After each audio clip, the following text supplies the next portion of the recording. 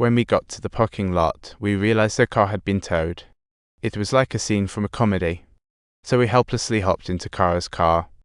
All the way, Kara swayed like a festival dancer, while the two in the back looked like cheap ups until we finally arrived at the hotel late at night, only to realize their clothes were still in the So, Gus offered Liv some of his car treasures, saying, "There are plenty in there." That made Liv a bit sentimental, so she decided to have a deep chat with Kara and leaned in closer to this rival.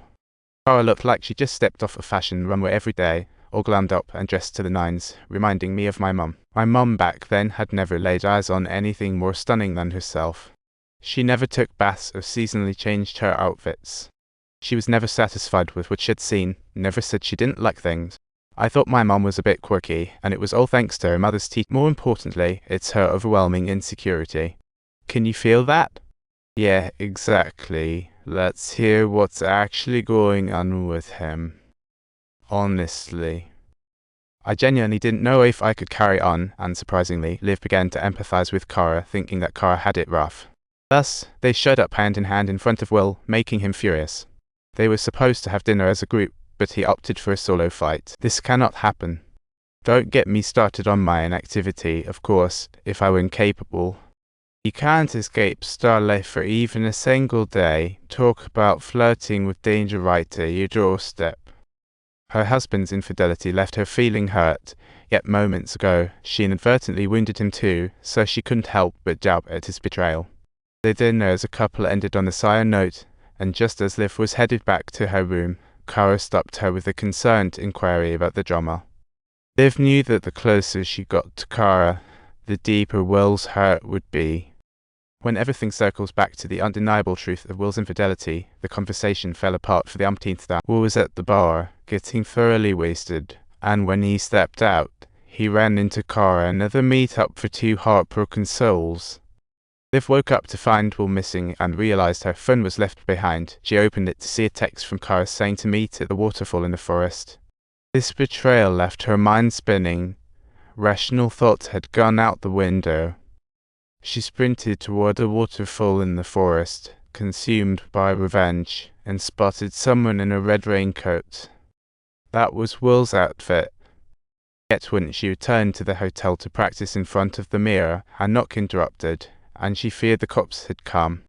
To her utter shock, when she opened the door, she found her husband not only alive, but also brimming with vitality. Psyching herself up, Liv opened the door to hear her husband say, "I just napped in the hotel game room last." Liv thought everything from last night was just a dream. Minutes ago, she had found out about Will's affair. Will begged for forgiveness, and to mend things, they went on a little trip away from home only to run into Kara here. Kara sent a text inviting Will to meet at the forest waterfall at midnight to tear it all apart, which Liv unfortunately saw. Liv's patience snapped with constant forgiveness. At night, she found someone in Will's raincoat on the cliff at their fight spot. She decided to take revenge and push that person off the cliff, only for her to see Will standing there alive and well. Meaning, Will hadn't ripped apart things with Kara. Liv suddenly felt enlightened and rushed to hug her husband tightly. In order to maintain an effective distance from Kara, the couple promptly made the decision to proceed to the next tourist destination as soon as possible. However, during the checkout process, they unexpectedly began discussing the missing red raincoat, and at that moment, Liv abruptly froze up. If her husband's red raincoat was lost, then everything from last night might not have been a dream. Did someone else take Will's raincoat? Did she accidentally push an innocent? Liv suddenly felt suffocated and rushed outside for air, only to spot Kara's boyfriend Gus frantically yelling into his phone. "Please call me back and let me know you're okay. I'm really worried."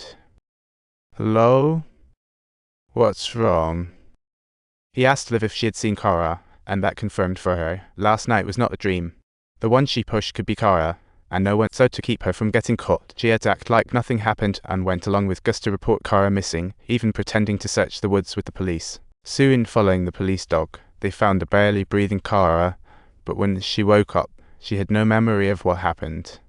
Liv appeared to be shocked on the outside, but internally she was grinning. This cliff accident could pass as just that, an accident.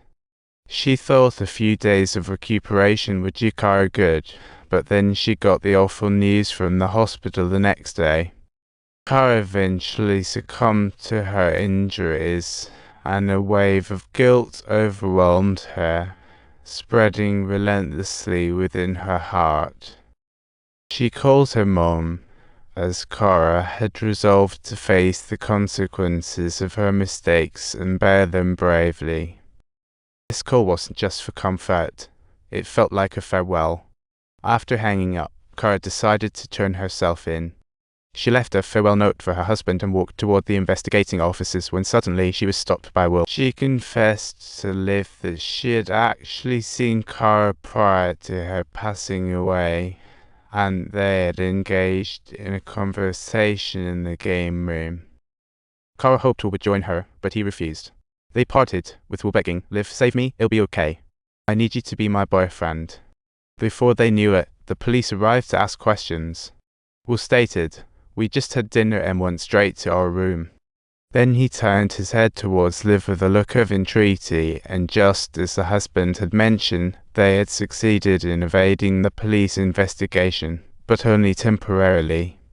But from this moment on, Will became Liv's toy as she revealed photos of his affairs. That's when she realized her husband didn't just have one affair.